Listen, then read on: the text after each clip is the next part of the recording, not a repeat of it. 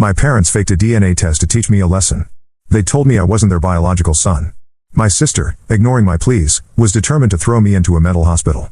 And my beloved fiancée? She not only watched with cold eyes, but used her connections to make sure I suffered every kind of torment inside. 5 years. 5 years and I finally learned my lesson. So why do they suddenly want me to go back to being the spoiled, arrogant brat I used to be? Ryan, what's with the Mr. Big Shot act again? It's late. Why aren't you home? Are you trying to make us all worry about you on purpose? My sister Ashley's voice blasted from the phone. After 5 long years, the Miller family had finally arranged for me to be released.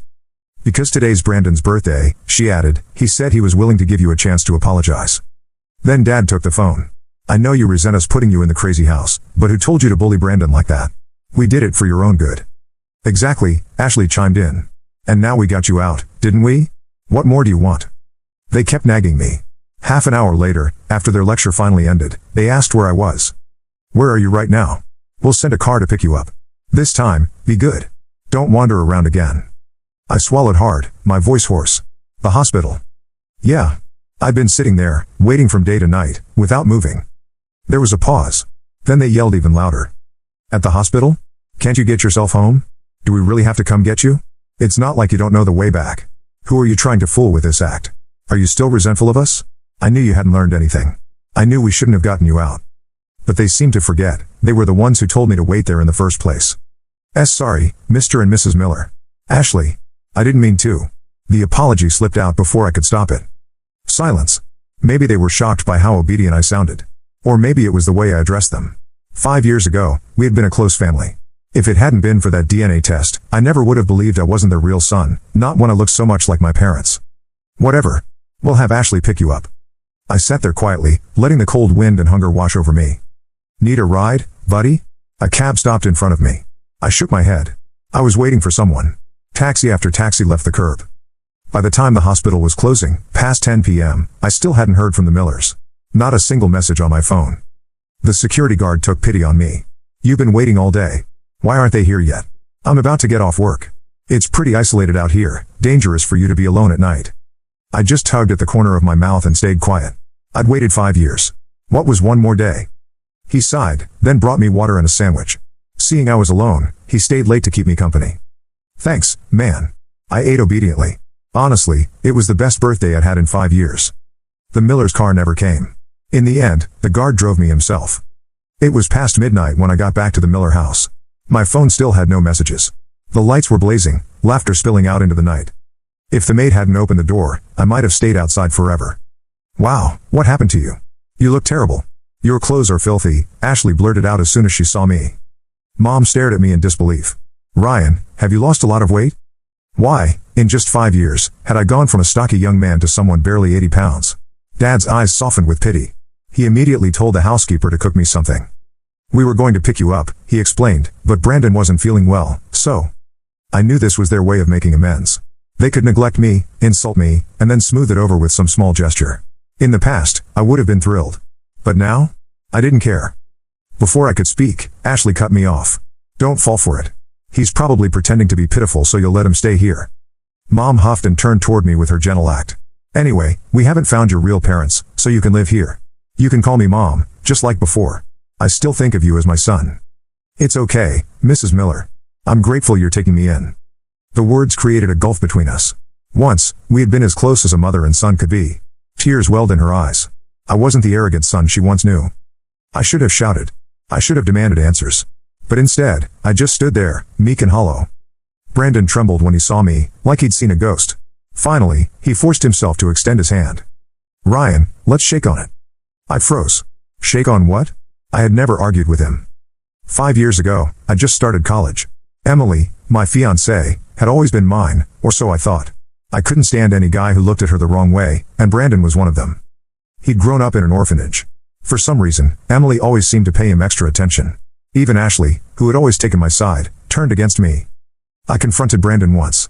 After that, rumors spread. Suddenly everyone said I was bullying him. Near the end of the semester, he snapped and jumped off the school building. They saved him, but he left a suicide note, full of accusations against me. No one believed me. Emily broke up with me. And then came the DNA test. I wasn't the Miller's son. Brandon was. Overnight, I went from heir to outcast. In the end, the family I'd lived with for over 20 years sent me to a mental hospital, a place worse than prison. Now Brandon smiled, gracious and noble. I don't want to cause trouble for the family. I don't care what you did to me, it's all in the past. If you promise not to upset Mom and Dad, I can treat you like a brother. Everyone praised him for his kindness. Dad nodded approvingly. That's right. If you're willing to change, you'll always be our eldest son. Ashley scowled. I'm only forgiving you for Brandon's sake. You better thank him. If you bully him again, I'll make you pay. 5 years ago, I would have defended myself, shouting that Brandon staged everything. But now? Explaining myself to people who never cared wasn't worth it. I'm sorry. I came back mainly to get my ID. Their faces darkened. To them, I was ungrateful. Why are you always so difficult? Do you want to go back to the mental hospital? We raised you for so long. Why can't you be good like Brandon? Why are you always disobeying us? Mom's voice cracked. I didn't understand why she was overreacting. But I'm not your real son. Isn't it normal for me to leave and take my ID? Mom froze, staring at me like I was a stranger. Ashley scoffed. You think you can just walk away after living the high life here for over 20 years? You'll never repay that debt. I lowered my head. I couldn't understand them. They hated me. I wasn't even a Miller. Shouldn't my leaving make them happy? In the end, I stayed. My old master bedroom was now Brandon's. I was given the maid's room, a place I'd never stepped foot in before. That night, even in a soft bed, I dreamed of the asylum. Of the people who ignored my screams, tore at my clothes, and laughed at me. Laughed that I thought my family and fiancé would save me. Laughed that I thought I was still the Miller heir. I woke in a cold sweat. When I went to the kitchen for water, I saw Ashley sneaking out with her motorcycle helmet. She froze when she noticed me. Don't you have anything to say? She asked. Say what? Ashley had always loved riding motorcycles. I used to scold her, telling her to be careful. She'd snap, you're so annoying. Brandon doesn't nag me, so why should you? You're not my brother. But even then, I'd still tell her to be careful before she left. All those years of caring vanished in the silence of the last 5 years. Not afraid I'll crash? She asked. I shrugged. Isn't the thrill what it's all about? I turned to leave. She blocked my path. So we sent you to the crazy house for 5 years. Are you going to hold a grudge forever? If you hadn't bullied Brandon, would we have done it? She smiled coldly. She always accused me of that, enjoying my breakdowns. But this time, I just shook my head. I'm not angry. Really? Her face twisted with rage, and she kicked the table. Later, when I saw Emily again, I thought I'd feel something, anger, sorrow, regret. But I felt nothing. She stood beside Brandon, tender and glowing in a way she never was with me. When she finally looked at me, her face was full of disgust. Once, I thought marrying her was my life's goal. But now, watching her gaze at Brandon, I realized I'd been chasing someone who was never mine. Ryan, I saw your clothes were dirty yesterday. I brought you a few things, Brandon said. Don't worry. I only wore them once. He held out his old shirts like he was doing me a favor. Everyone's eyes were on me. I remembered how humiliated I'd felt every time I'd lost to Brandon before. But humiliation was nothing compared to 5 years of hell. Thank you, Brandon, I said, taking the clothes obediently. I'd sell them for cash when I left this house. Even the maids whispered about how far I'd fallen. The Millers looked disgusted. Ryan, are you kidding me? Ashley snapped. She threw the clothes on the floor. How can you wear someone else's hand-me-downs? Don't you know you're a Miller? Ashley flicked the shirts to the floor like they were dirty rags. The buttons clacked against the marble. How can you wear someone else's hand-me-downs? She snapped. Don't you know you were a Miller? Her voice echoed across the foyer. A chandelier hummed above us. The maids in the hall paused with their trays, eyes lowered yet not really looking away. I stared at the shirts. They were clean and ironed. Brandon had probably asked a maid to fold them. Maybe he thought it would come across as humble, generous, brotherly. Or maybe he knew I would have to bend to take them and wanted to watch me bow. I crouched and picked them up again. My fingers worked slow, steady. No shaking. 5 years had cured me of that. Thank you, Brandon, I said. I can wear these. Ashley made a disgusted sound. Pathetic. Brandon lifted a hand, the benevolent prince. Let him be. We should all calm down. Today is important. Right. His birthday. The day I was supposed to apologize for a crime I did not commit.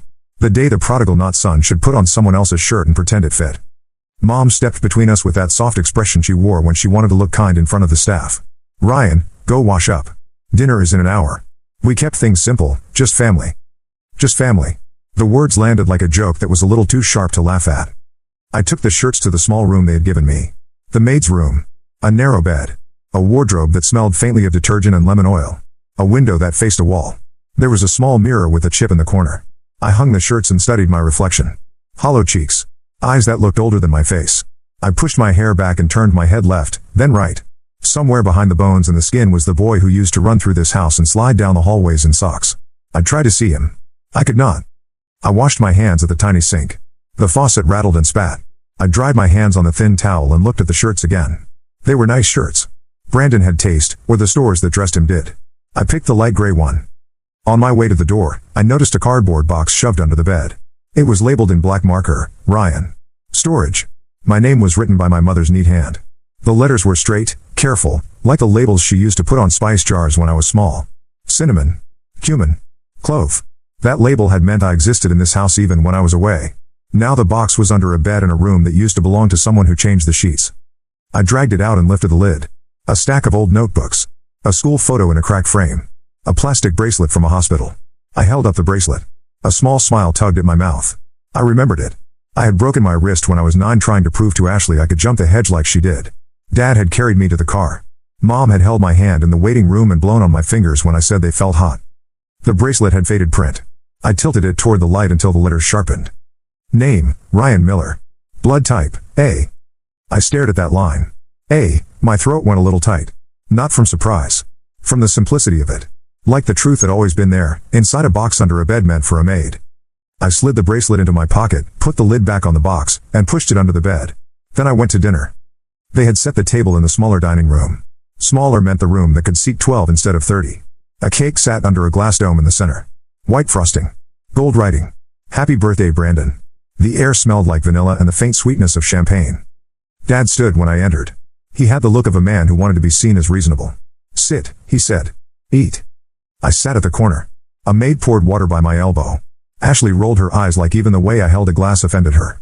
Mom placed a plate in front of me and brushed my shoulder with the back of her hand, a touch so light it could be called an accident if anyone asked. We will do the cake after the main course, she said. Brandon chose it. Hazelnut. Your favorite, honey. Whose favorite? That was always the question now. We ate. Brandon talked about a meeting he had with a scholarship committee connected to the orphanage where he grew up. Dad nodded at the right times. Mom asked warm questions. Ashley laughed too loud and stared at the screen of her phone when no one was looking. I cut my food small and chewed slow. I had learned to make meals last a long time. It made people think you were content. Ryan, Dad said suddenly. After we do cake, I would like you to say a few words. About what? About taking responsibility, Ashley said. Brandon reached across the table and patted the air like he was patting my shoulder but not actually touching me. You do not have to if it makes you uncomfortable. I will speak, I said. The maids cleared plates and brought the cake forward. Mom placed the candles and lit them. The flames flickered. Everyone sang. Brandon closed his eyes for a long wish. I watched his face in the glow. His expression was clean, almost holy. A good boy wishing for the good of others. He opened his eyes and smiled, a little shy, like he did not know how handsome he looked when he did that. He cut the first slice and handed it to Mom. The second he handed to Dad. The third he handed to Ashley. He turned toward me with the fourth, paused, then passed it to a maid. For Mrs. Gomez, he said. She has worked so hard today. Mrs. Gomez flushed and bobbed. Oh, sir, that is too much. Not at all, Brandon said.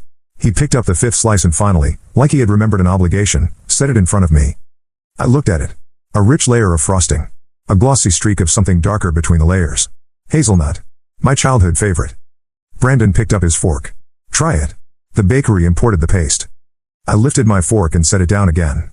My fingers slid into my pocket, touched the plastic bracelet. Blood type, A. When I was small, Mom kept a binder in the pantry with emergency notes. Which cousin had asthma? Which neighbor had a spare key? Which Miller could give blood to which Miller? I remembered the page with my name. I could donate to A and Ab. Could receive from A and O. She had made me recite it when I was 10. It had felt like a game. What was Brandon's blood type? I did not know. He probably did not either. But someone in this house did. Someone had swapped my name on a piece of paper once and told me everything had changed. Eat, Ashley said. Stop being dramatic. I slid the plate toward me. Took a bite. Sweet. Smooth. The flavor bloomed on my tongue and pulled at an old memory like a fishing line snagging cloth at the bottom of a lake. For a second I saw a backyard and a summer party and Mom pushing cake into my mouth while Dad laughed. I swallowed. It is good, I said. Brandon waited until everyone had started eating, then put down his fork and looked at me with careful concern. Ryan. About the past. I do not hold grudges. I hope you can put it behind you too. For the family. Say you are sorry, Ashley said, her voice stiff with excitement.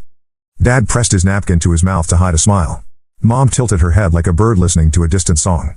I stood. My chair legs scraped the floor. The sound silenced the room. I put my palms flat on the tablecloth and felt the weave against my skin. It grounded me. "I am sorry," I said. Ashley smirked. Dad exhaled. Mom murmured, "Good boy." I held up a hand. "I am sorry that when someone needed help, I did not see it. I am sorry that I believed being loud was the same as being strong. I am sorry that I did not know a quiet enemy is the most dangerous kind." Brandon blinked. "Enemy is a harsh word." "True," I said. "Let me choose another. I am sorry that I confused pity with mercy. I will not make that mistake again." Ashley frowned like the words were a code she could not crack. Mom shifted, uneasy. Dad cleared his throat. "Enough speeches. We should enjoy the evening. Ryan, tomorrow we will take care of your ID. The paperwork is complicated after a situation like yours. I will have our lawyer handle it." Complicated. Another kind word that meant we control what you touch. "Thank you," I said. After dinner I carried my plate to the kitchen myself. The maids tried to stop me, flustered, but I moved around them and set it in the sink. The kitchen smelled like sugar and bleach. I stood there a minute, breathing it in. A place where everything had a label and a drawer and a schedule. A place where if something broke you fixed it because otherwise dinner burned. Mrs. Gomez came to my side. She kept her eyes on the dish she was washing when she spoke. "It is good to have you home, Mr. Ryan." "Thank you," I said. She set the dish on the rack and wiped her hands. Then she slid something across the counter toward me. A folded note. Her fingers trembled. "No eyes," she whispered. "No cameras. Pantry." I tucked the note in my pocket and walked out. The pantry was at the far end of the kitchen hall. I opened the door and stepped inside.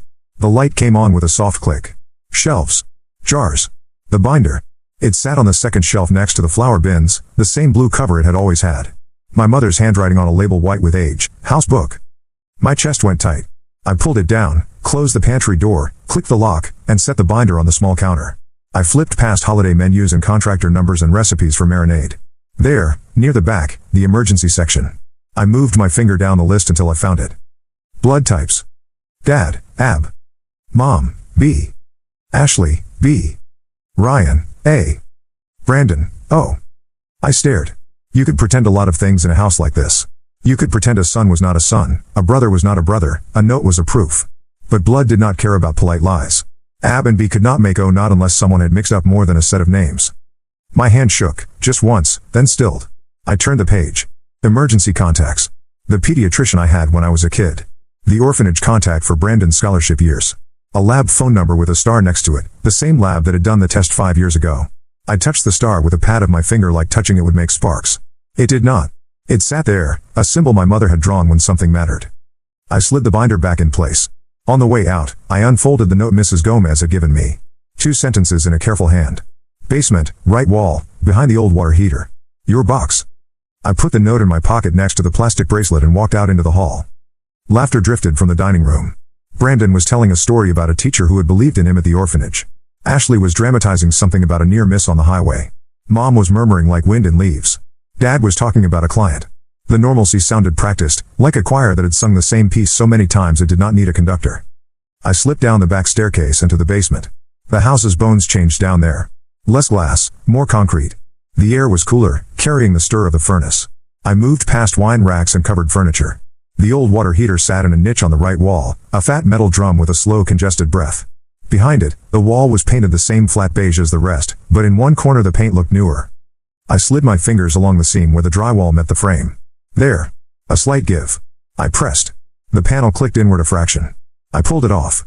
Inside was a narrow cavity. A smaller cardboard box sat there. Ryan. My name again, plain black letters on brown cardboard. I pulled it out and set it on the floor. The lid lifted easy. A phone. Old, scuffed. A cheap model that would not draw attention. Next to it, an envelope. I opened the envelope and slid out a single sheet of paper. It was a copy of the lab report from 5 years ago. The header, the lab name, the conclusion. Not genetically related. The rest was covered in red marker. 1 word circled twice, preliminary. 4 words under that in a different hand. Different ink. Different weight. Do not use for legal decisions. The paper shook in my hands because I was breathing too hard. I folded it, closed my eyes for a second, then opened them again and forced them to see steady. The phone vibrated in the box. I had not turned it on. A new message flashed on the screen. Unknown number, do not sign anything. Guardianship renewal hearing moved up. Tomorrow 8 a.m. they will try to use your thumbprint while you sleep. My heart beat a dull, heavy drum in my chest. There was no name on the message. No hint of who was watching from the shadows. In the asylum I had learned to tell real warnings from the whispers my brain sometimes made when the nights were too long. This was real. It had time, motive, method. It used the word moved up. That meant someone had expecting a different date. Someone who checked calendars. I typed a reply. Who is this? The dots pulsed. Stopped. Started again. A new message arrived. A friend who owes you for a sandwich and a safe night. Basement door. Now. A floorboard creaked above me. Voices drifted closer to the back stairs. I slid the phone in my pocket, replaced the panel, and pushed the water heater back an inch to hide any scuff. Then I killed the basement light and moved to the servants' entrance. The back door opened into the narrow strip of garden where the gardeners stacked clay pots and bags of soil. The night air was cold and clean. Across the alley a car idled with its lights off. My eyes adjusted. The driver wore a cap pulled low. He lifted a hand. The gesture was small but deliberate. Not a wave. A signal. I stepped into the shadows. Footsteps crossed the kitchen above. Ashley's laugh floated through a window and fell flat on the brick. I opened the gate and walked to the car. The driver leaned across and pushed open the passenger door. I slid in and shut it soft.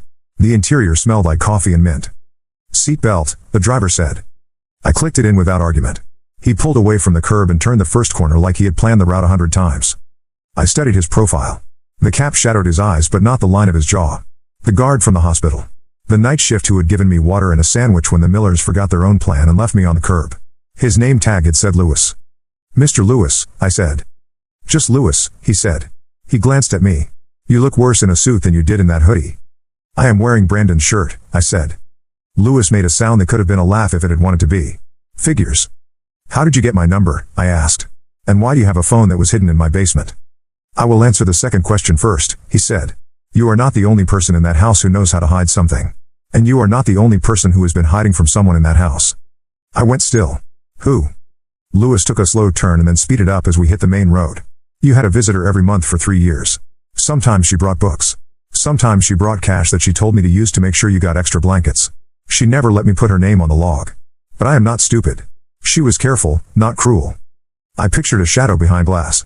A patient waiting room with a plant in a plastic pot. The grain of a table. My memory had holes. The nights had eaten some of them. But a scent lingered. Soap and cold air and something like lilies cut with iron. Mom, I said. It was not a question. Lewis did not look at me. If you want that to be true, that is your business. I know what I know. She used that phone once to record something. She left it for you when she thought it was safe. It was not safe. I took it. I waited. Waited for what? For you to leave that place and not walk right back in, he said. For you to breathe without asking permission. A bitter smile tugged at my mouth. I am still working on that. You will get there, he said. But not if you sign what they are going to bring you tonight. Tonight, I said. Dad said tomorrow we will handle my ID. Sure, Lewis said. And tonight someone will knock on your bedroom door with a stack of papers and say it is a formality so you can sleep here while the ID processes. They will be all smiles. They will talk about trust. They will ask you to press your thumb on the sensor to save time in the morning. Then tomorrow you will wake up and you will not be the person who decides where you can go or who you can call. I stared out the windshield. The city slid by, a smear of light and glass. You are very sure. I used to be a court officer before the night shift, he said. Some people do not love open courtrooms. They do their business in kitchens. We drove in silence for a block. I pressed my palm to my thigh to ground myself. I had done a lot of grounding in the past 5 years. Breath in, count 4. Hold, count 4. Out, count 8. The numbers gave me something to hold when the rest of the room slid. What is on the phone? I asked. Playlists, Lewis said. And one recording. I did not listen. You expect me to believe that? I expect you to decide what you are willing to believe, he said. He pulled into a service lot behind a convenience store and parked beside a dark delivery truck. We have 10 minutes. In 11 a patrol comes through. You can get out before they see you or you can explain why you are in a car with a stranger at midnight. Up to you. He handed me the phone. It was already unlocked. My thumb hesitated over the screen. Then I tapped the voice recorder icon. One file. The timestamp was 4 years and 8 months ago. The title was a single letter. E. I hit play. Static. A scrape like someone had set the phone on a table. Then a voice. Female. Low, steady, like a person who had read a lot of bad news out loud and trained her tone not to waver. Not my mother. That realization hit me first. Then the name did. Emily, I said. Lewis looked out the windshield like he had seen a ghost on the hood. Your fiancé. On the recording, Emily exhaled close to the mic. It is done, she said. The preliminary report is in. We can move him without court delays. But the lab director warned me not to use this for legal decisions. He wants the final panel. I told him to send it to the house so Mrs. Miller could file it. She will sit on it. She always sits on things that make her look bad. A pause. A clink of glass. Another voice, male, came in like a cut. Brandon. Do not talk about her like that, Brandon said, mild as milk. She is protecting her family. Protecting you, Emily said. Do not get sentimental. You wanted the position. Now you have it. Smile and look grateful. You will not talk to me that way after next summer, Brandon said. After we announce, you will not talk to me that way at all. Announce what? Emily said. Brandon laughed. You are a smart girl. Figure it out. Chairs scraped. Someone walked away. Emily spoke again, close to the mic, like she had leaned toward the phone without meaning to. Ryan, she said softly. My name in her mouth felt like a hand pressing on an old bruise. If you ever hear this, I told myself I did this because you needed to learn how to become a person. That is what love is, right? Teaching. But that is not what this is. This is me stepping aside for the boy who knows how to make other people feel small without raising his voice. He makes me feel safe. That is my sin. I hope you forgive me and I hope you do not. Both will punish me in a way I deserve. The recording clicked and ended. My breath came in even counts because I made it. 4. Hold. 4. Out. 8. The car was very quiet. The kind of quiet where you can hear the way the city hums under the noise it makes for show. Lewis shifted. So now you know. I know more than I did, I said. My voice sounded like it belonged to a person who had a plan. I did not. I had a thread in a pocket with 2 small things in it. A bracelet and a note. Back door, he said. I looked at him. Why are you helping me? Because once I asked for help on a night worse than this and someone gave me a sandwich and a place on a couch, he said. And because I do not like bullies. Even the ones with good suits. Do you think I bullied him? I said softly. Lewis stared at the windshield like the answer was printed on the glass. I think a boy jumped and left a note. I think the boys who were supposed to be men read it and chose the easier story. I think a lot of people choose easy stories because they fit in frames.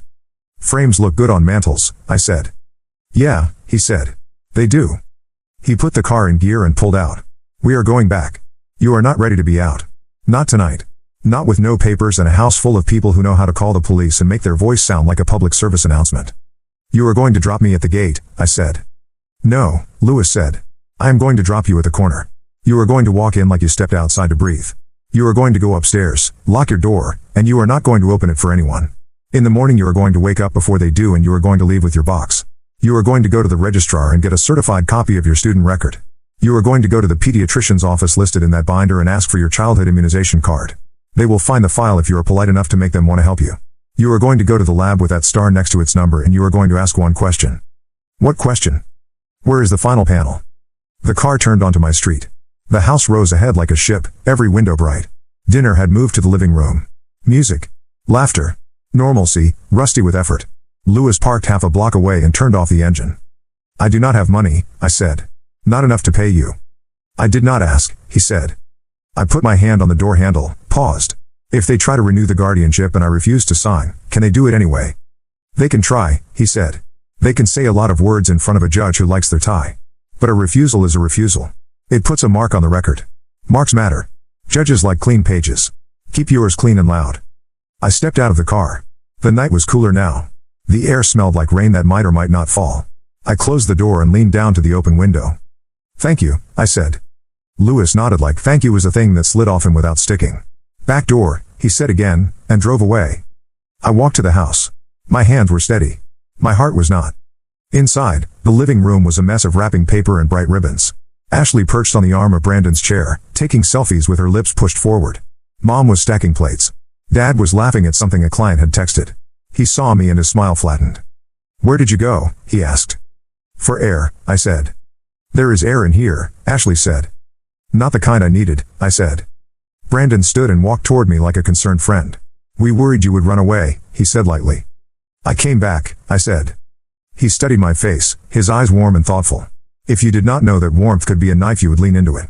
Good, he said. Let me know if you need anything. I will, I said. I went up the back stairs. In my room I shoved the basement box under the bed, took off Brandon's shirt, and put on a plain tee. I sat with my back to the door, knees up, feet planted, hands loose. I breathed. 4. Hold. 4. Out. 8. At 1 a.m., a soft knock. I did not move. Ryan, Mom whispered. Sweetie, open up. I know you are awake. I closed my eyes. The phone in my pocket was a stone. Tomorrow is going to be busy, she said. We should sign a few things now so you can sleep in. No pressure. Just small things. House rules, you know how your father is. I pictured the binder on the pantry shelf. The blue cover. The star. I pictured the word preliminary circled in red. I pictured Emily's voice curling through a cheap microphone. She will sit on it. I slid my feet under me and stood. I did not open the door. I leaned my mouth to the seam and kept my voice gentle. I am tired, Mrs. Miller, I said. We can do paperwork tomorrow. There was a silence that grew teeth. Then she laughed softly. The sound had soothed me once. Tonight it made the hairs on my arms rise. Of course, she said. Sleep, then. Her footsteps receded down the hall. A second set of steps lingered. Ashley's voice floated like smoke through the wood. Scared, she whispered, a smile in it. You should be. Her steps faded too. I sat back down and waited for the sun. At dawn I dressed in those hand-me-down clothes Ashley had thrown. It felt right to wear them now. I put the bracelet in my pocket and the phone in my waistband. I opened the door quiet as I could and slipped into the hall. The house breathed the slow breath of rich people sleeping. I went down the back stairs, out through the kitchen, past the pantry where the binder waited for a hand braver than mine to carry it away, and into the yard. The gate clicked. The street opened. The city was a gray ribbon. I walked to the corner with my shoulders relaxed and my gaze steady. I felt lighter than I should have. Not because anything was solved. Because I had something to do that was mine. The registrar opened at 8. I waited on a bench across the street and watched the lights come on one by one. At 7:59 I crossed, pulled the door, and stepped inside. The woman at the counter looked like she had held a lot of students' hands through forms and a lot of professors' hands through budgets. She asked how she could help without looking bored. I need a certified copy of my record, I said. And if possible, the note that authorized my withdrawal 5 years ago. Her eyebrows lifted a hair. Name. Ryan Miller. She typed. Her expression shifted a tiny degree. I need an ID. I held up my empty hands. That is part of the problem. Could you accept a copy of a hospital record with my name on it while I wait for the new card? I know it is irregular. I can wait. I have time. She studied me. Then she stood. Let me see what I can do. 20 minutes later she returned with a printed envelope. This is not standard, she said.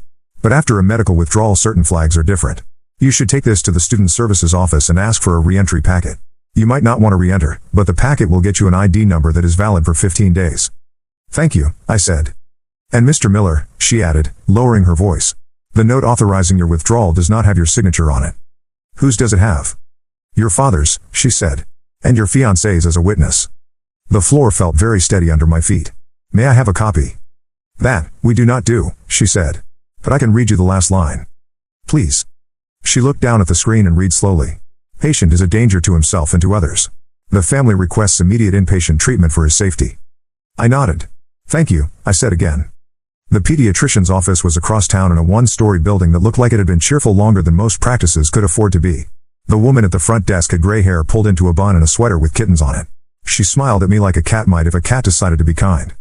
Immunization card, I said. I was a patient here when I was small. Name. Ryan Miller. She asked for my date of birth, my mother's name, my father's. Her fingers tapped. Well, I will be, she said. Look at that. Paper file. We keep them in the back for the older ones. Wait here. She returned with a yellow card that had been filled out a decade at a time in tidy pen. Tetanus. MMR. Chickenpox. At the bottom, a note in the same neat hand that labeled spice jars. Emergency. A. The line that said blood type was underlined twice. Can I make a copy? I asked. She nodded and fed it into a machine. She handed the copy over with a smile that reached her eyes. Moms, she said. They always think of these things. I thanked her and stepped back outside. The sun had climbed. My phone buzzed. A new message from the unknown number. Court moved back to next week. They realized you did not sign. Good. Now buy a cheap lock for your door. And do not eat anything you did not open yourself. I texted back. Why are you doing this? Dots. Then, because 5 years is too long to teach anyone anything. I stared at that for a long moment. Then I typed, who told you about the binder? Reply, I grew up in a house like that. They always have a binder. Top right shelf. Blue. If not blue, red. If not red, they call it the book. A small laugh slid out of me before I could stop it. It felt wrong and right at the same time. Like remembering how to use a muscle. My last stop was the lab. The building was glass and steel and had a sign on the front that promised accuracy and compassion. The receptionist wore a white coat even though she did not need to. She asked if I had an appointment. I have a question, I said. I placed the copy of the immunization card on the counter with the blood type underlined. Then I slid the old report copy with the circle around preliminary beside it. 5 years ago you ran a test for my family. The preliminary report said one thing. I want to know where the final panel is. She looked at the papers. She looked at me. Her mouth tightened a fraction, then smoothed. Sir, we cannot disclose private results. I am the subject, I said. Ryan Miller. I can sign whatever form you need. She hesitated. The phone rang. She picked it up, said the lab's name, said yes 3 times, said the same words she had said to me about disclosure. When she hung up she looked tired. If the final panel exists, it is in the archive, she said. You would need the ordering physician's authorization or a court order to retrieve it. Who was the ordering physician? She typed. Dr. Emily Carver. I felt a world tilt, just a degree. Emily had been pre-med when we were together. She had become a doctor after I left. Dr. Emily Carver. A title that sounded like command. Is she still affiliated with you? I asked. She was a resident who rotated here through a partner program, the receptionist said. She is not employed here now. Do you have a record of the panel being sent? She typed again. Final panel completed and couriered to address on file. Signed for by A. Miller. A, my mother's initial. Or Ashley's. Another easy story. Thank you, I said. You have been helpful. I stepped out into the sun and stood on the sidewalk with the city breathing around me. I had a copy of a card, a copy of a report, 2 names, 1 recording, and a message from a person who knew things you only know if you have watched a house from the edge of it for a long time. My phone buzzed again. Unknown number. 1 line. They know you went to the lab. Do not go home yet. Ashley is waiting with papers and a witness. Find a safe place. Find a safe person. Safe place. Safe person. The words tasted like a language I had not spoken in a while. I thumbed through my contacts. There were not many. The asylum taught you a new kind of loneliness. But not all of it was empty. I scrolled to a name I had not said out loud in 5 years. The only teacher who had called me after I disappeared from campus and left a message that said I will write again in case you did not get this. The man who had kept my final project code in his email because he thought I would ask for it back one day. Professor Hale. I pressed call. The ring sounded in my ear like a rope thrown across a gap. He picked up on the second ring. Ryan, he said, like he had been practicing saying my name in case he would need to. Professor, I said. I need help. He did not ask what kind. Come to my office, he said. Do not stop for anyone. I looked up at the sky, down at my shoes, across at the glass doors of the lab where answers sat in boxes with labels and numbers and policies that built cages out of kindness. I'm on my way, I said. As I started to walk, the phone buzzed one more time. A photo came through. Grainy. Night. A kitchen. A woman sitting at a table with her face in her hands. My mother. Her shoulders shaking. A man stood behind her. My father. His hand on her shoulder. His ring caught the light. Text under the photo, do not mistake tears for mercy. They both cut, but one makes you want to hold the blade. I put the phone in my pocket and moved. The world felt taller than it had that morning. But my feet knew how to go forward. Behind me, somewhere in a house that had once been mine, a binder waited on a shelf and a door waited for a knock and a pen waited for a thumbprint. Ahead of me, an office door waited to open. Between those 2 doors, a truth waited with its hands in its pockets, patient, sure. I decided I would make it wait 1 day less. Professor Hale opened his office door before I could knock. He was still the same, sleeves rolled, tie loosened, a coffee ring on the desk like a permanent eclipse. You look like a man who already knows what he needs, he said, stepping aside. I know what I will not let happen again, I said. He gestured to the chair. Start from the part that matters most. I laid it out fast and flat. The binder in the pantry. The blood types. The preliminary report with a warning not to use it for legal decisions. The lab courier record signed by A. Miller. The registrar note that recorded a withdrawal I did not sign. The recording of Emily and Brandon. The messages about guardianship and the midnight thumbprint. Lewis. The box behind the water heater. Hale did not interrupt. When I finished he steepled his fingers and looked at the wall for a long breath. 2 paths, he said. One is a kitchen confrontation.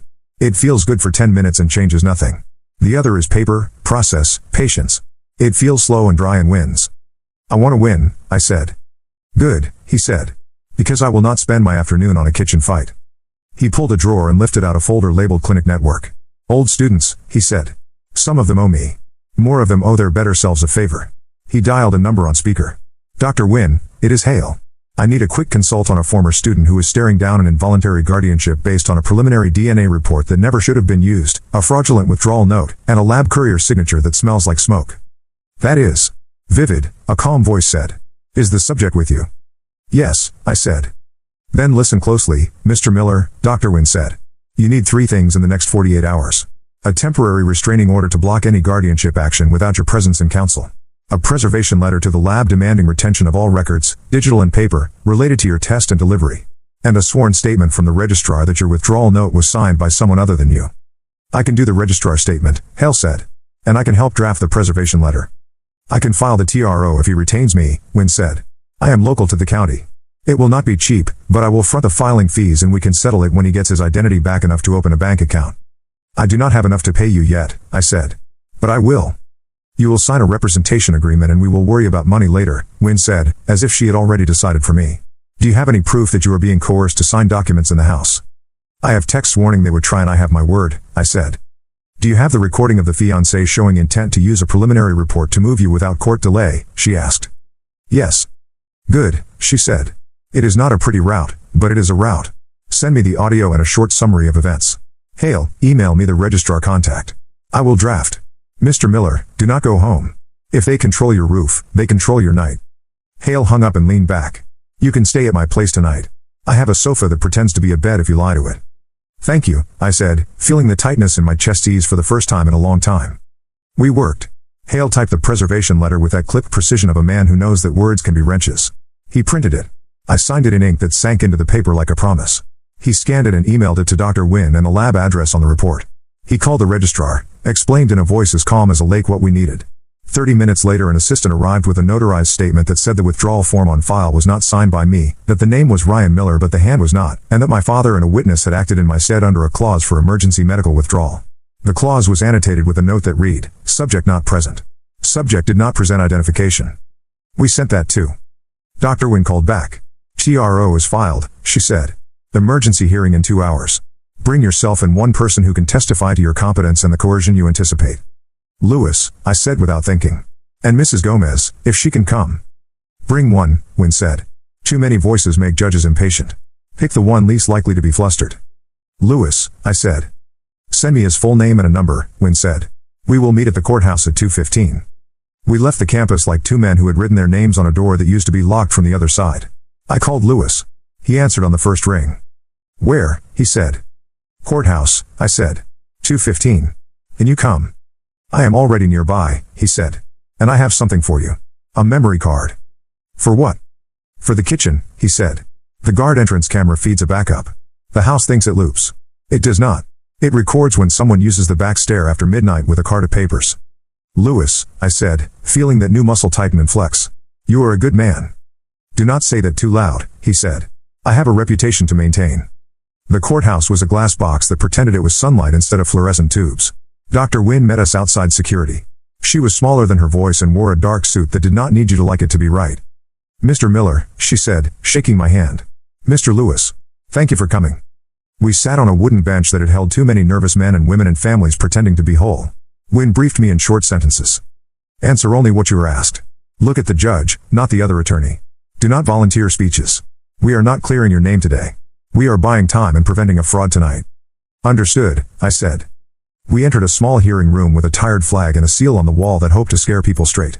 The judge was a woman with hair pulled into a quick knot and eyes that looked like they had seen every kind of human weather. On the other side of the aisle, a man I recognized from 2 holiday parties stood next to my father. The man was the family attorney. My father looked composed. He always did. But his knuckles were white where he gripped the back of a chair. That told me more than his face. The judge looked down at her screen, then up at us. Emergency motion for a temporary restraining order, she said. Petitioner Ryan Miller seeking to restrain respondents Arthur Miller and Elaine Miller from initiating or continuing any guardianship or conservatorship proceedings without the petitioner's presence and counsel. Grounds include alleged use of a preliminary DNA report, alleged coercion, and irregularities in prior medical withdrawal documentation. Counsel, appearances. Dr. Wynne for the petitioner, Wynne said. David Keene for the respondents, the family attorney said. The judge looked at me. Mr. Miller, do you understand why we are here?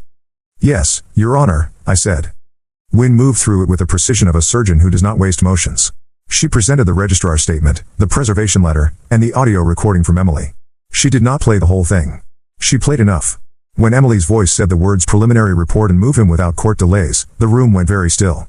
Keene objected to everything he could think to object to. The judge overruled most of it with a crispness that made me think she liked clean facts more than messy reputation. Then Lewis testified. He spoke in the same steady tone he used when telling me to put on my seat belt. He recounted the warning about papers at night, the pattern of late deliveries to the back stair, and the way people who meant well used the word formality when they wanted you to stop thinking. Keene tried to rattle him. Mr. Lewis, are you a lawyer? No, Lewis said. Are you a doctor? No. Then your opinions on legal process and mental competence are irrelevant. My opinions are mine, Lewis said. My facts are facts. You asked if I am a lawyer. I am not. But I am a man who knows when someone is about to be cornered. Wynne sat him down and stood calm as a stone. Your Honor, we are not asking the court to decide paternity today. We are not asking the court to adjudicate 5 years of pain in 15 minutes. We are asking the court to do what courts do best in emergencies. Stop the train. Put the brakes on the thing that cannot be undone tomorrow if we guess wrong today. The judge tapped her pen once. Then she looked at my father. Mr. Miller, do you intend to present your son with documents tonight for signature that would affect his legal capacity? My father smiled without teeth. We intended to present a simple house rules acknowledgement so that he would feel welcome and safe. Do those house rules include consent to medical treatment, financial oversight, or limitations on his movement? The judge asked. My attorney drafted them, my father said. She looked at Keene. He adjusted his tie. There is a standard framework in place for adult children returning home after prolonged medical care, he said. Answer the question, the judge said. Yes, he said. There are provisions for temporary consent. The judge signed the order on her tablet and the printer on the desk coughed. She handed copies to both sides. Temporary restraining order granted, she said. No documents affecting legal capacity may be presented to or signed by Mr. Miller without his counsel present. No guardianship petitions may be filed for 7 days without leave of this court. We will reconvene in 72 hours for a status conference. Mr. Keene, if your clients are acting in good faith, they will welcome this cooling off period. Mr. Miller, if you are acting in good faith, you will keep your counsel informed of your whereabouts and you will not provoke unnecessary confrontations. Court is adjourned. We walked out into a hallway that smelled like old paper and newer hope. My father's hand brushed my sleeve as we passed. For the first time in 5 years I did not flinch. You made this ugly, he said softly. No, I said. I made it honest. Wynne guided me out to the steps. You have bought time, she said. Use it. If you have a safe address, send it to me. If you do not, use Professor Hale's sofa and buy a lock for your door there.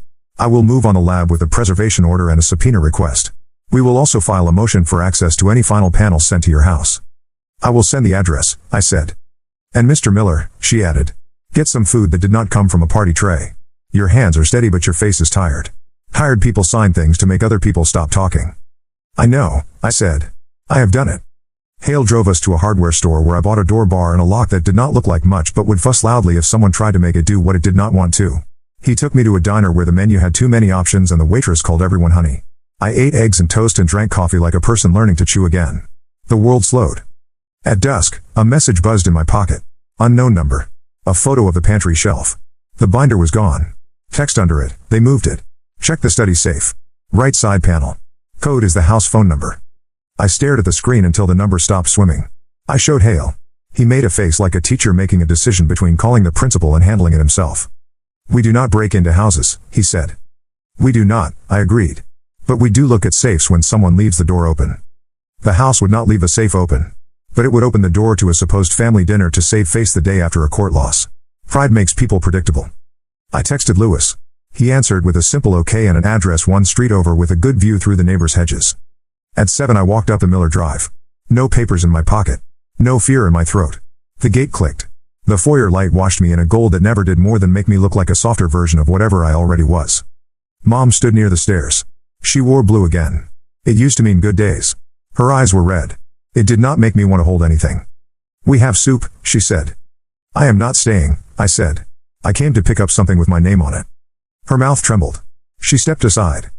In the study, the safe sat behind a panel that pretended to be decorative. I closed the door and locked it. The click felt indecent in that house, like saying what everyone already knew. I entered the house phone number and the panel popped. Inside, stacks of envelopes and a thin metal case. I took only what belonged to me. The envelope with my name. The metal case had a label in my mother's hand. Lab. Final. I lifted it. My fingers were steady. The weight was enough to make my pulse jump. The study door rattled. My father. Ryan, open this door. In a moment, I said. Now, he said. I am making a copy of what is mine, I said. The house records are private, he said. The lab records are not a house recipe, I said. They are my life. He banged the door once. I slid the case into my backpack, took a quick photo of the safe contents, and closed it. I wiped the handle with my sleeve because old habits die slow. Then I opened the door. My father stood framed in the hall light. Ashley behind him with a phone raised like a weapon that shoots narratives. Mom at the end of the hall with a hand over her mouth. You cannot take that, my father said. The court will tell me if I have to return it, I said. And the court has already told you not to present me with papers. We will fix this quietly, my father said. Return what you took. No, I said. We will fix it correctly. Ashley lifted the phone. He is stealing, she said. I am recording. Record this, I said, and looked into her lens. Arthur Miller and Elaine Miller used a preliminary report to commit me. A final panel exists. They hid it. They used a false witness to withdraw me from school. They tried to push a guardianship through a kitchen door. Record that. Her mouth opened and shut. She lowered the phone but did not stop the video. She never could resist a show. Brandon stepped from the living room like a prince called to clean up the mess others made. He smiled the gentle smile he wore when he wanted to look like forgiveness. Ryan, he said. You are making a scene. I am making a record, I said. Please stop, Mom whispered. Please. We can talk. I can talk, I said. You had 5 years to talk to me through a pane of glass. You chose to talk to someone else instead. She flinched. My father placed a hand on her arm. That ring flashed again. A small sun that burned whoever stood too close. I left them in the hall with their good lighting and better lies. On the front steps, Louis waited in the dark like a shadow taught how to drive. I climbed in and shut the door. Got it, he said. Got it, I said. We drove to Dr. Nguyen's office. She met us in the lobby, hair still perfect, eyes more alert than before. You should not have done that, she said, then took the case from my hands like it was a newborn. But since you did, let us make it legal. We opened the case together under a camera. Inside were 2 sealed envelopes with the lab seal. One had my name. One had a code that matched the number on the preliminary. She logged them, photographed every surface, and placed them in a new box with a chain of custody form that I signed and she signed and Louis witnessed. She broke the seal in front of the camera and slid out the final report. Numbers. Loci. A conclusion printed without drama. Subject Ryan Miller is the biological child of Arthur Miller and Elaine Miller with a probability of 99.999%. Subject Brandon Hart is not the biological child of Arthur Miller and Elaine Miller. The report did not try to explain the rest of our lives. It did not apologize. It did not hold my hand. It told one truth with the bluntness I had craved for 5 years. Wynn set it down and let the silence do the work. Next steps, she said. We file this under seal with the court in the morning with a motion to vacate any prior medical orders and a petition for sanctions for misuse of a preliminary report. We request an injunction preventing any further representation of Mr. Hart as a biological child for legal or financial purposes until an independent test confirms or denies this result. And we prepare for war. Quiet war, but war. I nodded. Thank you. Do not thank me yet, she said. You will go home to Hale's place, lock the door, sleep. In the morning you will get a new ID number with that temporary campus packet, then a new bank account, then a new phone plan that is not on your family plan. You will not eat anything that you did not open. You will dismiss every impulse to walk alone at night for 3 days. I can do that, I said. And Mr. Lewis, she added. Keep your friend alive. I am a night shift, Lewis said. We keep a lot of things alive that are not supposed to be. At Hale's place I installed the lock and lay down on the sofa that pretended to be a bed. It did an adequate impression. I slept without dreams. Morning came like a calendar page and not like a trial. The day after that, everything moved as if gravity had been holding it. The court took the final report under seal and set a hearing. The registrar replaced the medical withdrawal with a voluntary leave pending my signature. The bank opened an account with my re-entry ID. The lab confirmed receipt of the preservation letter and froze the records. The dean emailed to say he was glad to hear from me and hoped I would consider finishing my degree. He did not ask why I had disappeared. He knew enough to let the future answer the past. Then the House tried to speak again. A formal invitation arrived at Hale's office in a cream envelope. My mother wrote it by hand. Dinner, 7, family only. The word family sat there like a test I had taken before and failed. I sent a reply through Wynn. It contained the court date and nothing more. That night, news moved the way it does when people with money want it to stop and it refuses. A blog picked up a rumor. A forum posted a photo of a pantry shelf and asked why the binder was gone. Someone leaked the audio of Emily and Brandon. It was clipped and messy, but the words preliminary report were clear. Comments poured in. Some defended. Some demanded. Some just liked the smell of smoke. Emily called me from a number I did not recognize. I answered because I wanted to hear if her voice would still scratch the same place inside me. It was not supposed to be this way, she said. It never is, I said. I was young, she said. He promised a life that made sense. You are a doctor, I said. You know what consent means. You took mine. I am sorry, she said. No, I said. You are guilty. Sorry is what you say when you step on someone's foot. Guilty is what you are when you push. She cried. I listened to it like I was listening to rain hit a window I did not intend to open. When she ran out of tears she hung up. I did not save the number. Brandon texted me at midnight. A single line. You always thought you were better than me. I typed and erased 3 replies. Then I sent one. I think I'm older than you now. That is different. He did not reply. On the morning of the hearing, the courthouse hall was fuller. Reporters. A few neighbors who liked the flavor of other people's trouble. The judge kept the room neat with a word. Dr. Wynn walked me through the door like a general guiding a soldier to his mark. Keene looked more tired. My father looked more brittle. My mother looked like the kind of woman who had been told for 20 years that poise was a shield and was discovering that some storms go through steel. Wynn presented the final report. She did not raise her voice. She let the numbers be louder than any speech. She asked the court to admonish the misuse of a preliminary test and to vacate any orders derived from it. She asked for a recommendation for independent counseling for the family at their expense and for an order precluding further attempts to alter my legal status without full hearings. Keene tried to make noise. The judge let him speak for 2 minutes and then held up a hand. This court will not indulge pretty fictions and kitchen shortcuts, she said. Preliminary means preliminary. Family means a duty of care, not convenience. The emergency order is extended. All prior medical directives concerning Mr. Miller are vacated. The final panel remains under seal, but its implications are obvious and grave. If the parties wish to contest it, they may file for an independent test. Until then, Mr. Miller is his own man. Her gavel fell like a small door closing softly. The sound was enough. We stepped into the hall. Cameras flashed. Questions rose and fell. Wynn held up a hand and issued a single-sentence press statement that said nothing and everything. My father approached. He looked at me long enough for me to see the boy he had been under the man he had learned to be. "You will destroy us," he said. "No," I said. "You did that. I am building me." My mother reached for my arm and stopped short. "Ryan," she whispered. "Please." I held her gaze without flinching. "You visited me," I said. "Monthly. You brought books. You told a guard to get me blankets. You did not put your name on the line. You hid a final report. You drew a star next to a lab number and sat on it because it made your life harder. That is what you did. We can tell the truth about your kindness and your cowardice at the same time. I will not call them mercy. One day, maybe, I will call you mother again. Not today." She lowered her hand. Tears slid down. The world did not stop to hand her a tissue. Ashley stood behind her, pale, mouth thin. She opened it, then closed it, then looked away. Even she knew there were some lines a performance could not sell. Outside, the sky was a clean blue that did not care who we were. People walked to buses and answered phones and bought coffee and forgot to add sugar. Life did what it always does when rich people think the day is about them. It went on. Lewis met me on the steps. He handed me a key on a ring. "Spare for a small studio above a repair shop," he said. "Cheap. Clean. The owner does not ask questions he does not want to write down. First month is on me. Do not argue." "I was going to," I said. "Do not," he said. Hale came down beside me and put a hand on my shoulder. "I have a TA slot if you want to ease back into school," he said. "Grading code pays less than vengeance, but it keeps the lights on."